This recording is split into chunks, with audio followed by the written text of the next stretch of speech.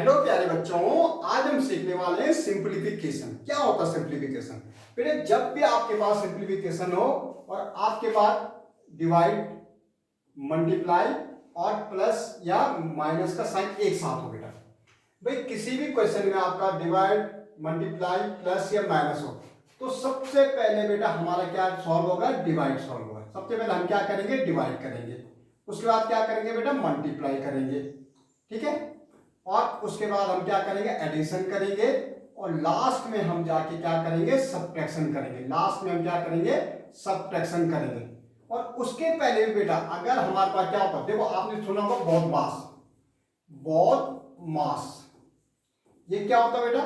भाई B for हमारा brackets होते हैं। B for brackets.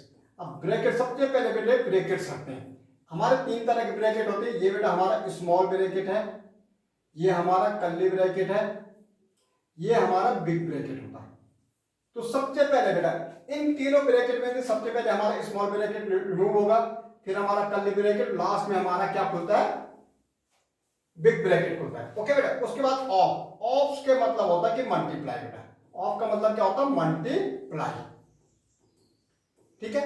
अब बाकी तो हमने लिख रखा है, डिवीजन हमारा डिवाइड है, M for multiply, A for addition और एस फॉर सब्ट्रैक्शन।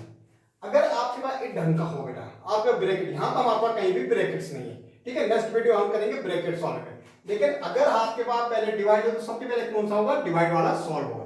अब देखो बेटा अगर हम इसको सॉल्व करना शुरू करेंगे तो देखो सबसे पहले हमें डिवाइड, देखो बेटा क्वेश्चन हमारा है 16 प्लस 15 डिवाइडेड बाय 5। तो सबसे पहला ये वाला पोजीशन, डिवाइड वाला पोजीशन सॉल्व होगा बेटा अकॉर्डिंग टू लॉ। ठीक है। तो देखो बेटा ये अगर हम सॉल्व करेंगे तो आपको मालूम है 5 से आप डिवाइड करोगे 15 को, तो 5 3 जा कितना होता है? 15। तो आपका आंसर कितना आ रहा है? 3। तो यहाँ पे आ जाएगा बेटा 3 इसको डिवाइड करने के बाद। ठीक है। और इसको आप ऐड कर दो तो आपका आ जाएगा 19। हमारा आंसर कितना आ गया? 19। ऐसे सेकंड क्वेश्चन देखो बेटा, यहां सबसे पहले डिवाइड सॉल्व होगा।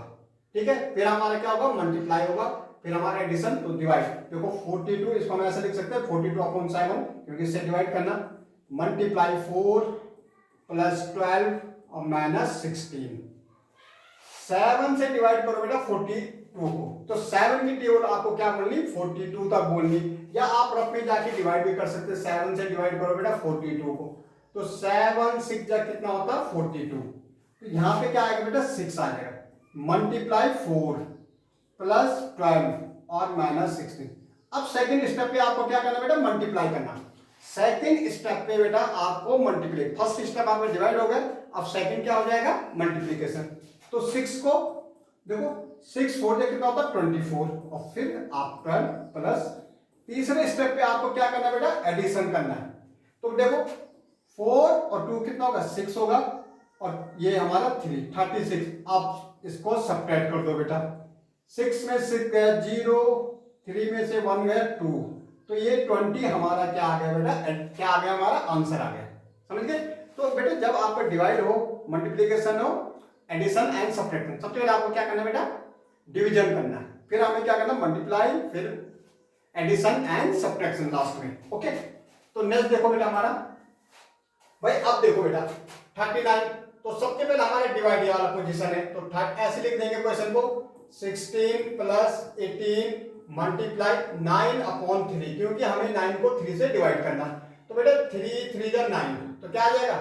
39 माइनस 16 प्लस 18 इंटू 3। अब क्या होगा? मल्टीप्लाई होगा बेटा। तो देखो 39 माइनस 16 प्लस 18 3 जा 54। ओके। अब हमारा क्या हुआ? एडिशन, लेकिन ये हमारा सब्ट्रैक्शन है, ये एडिशन, तो ये दोनों एक साथ होंगे बेटा।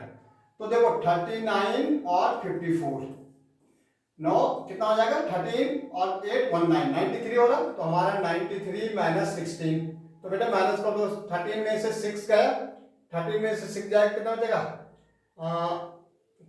7 बचेगा। ओके। यहाँ पे 8 में से 1 गया 7, तो हमारा 77 आंसर। ओके। ऐसे बेटा यहाँ देखो जरा, हमारा सबसे पहले क्या होगा? डिवाइड। तो दो जगह डिवाइड है बेटा, तो दोनों एक साथ होंगे। देखो 56 divided by 14 multiply 3 minus 10/5 plus 1।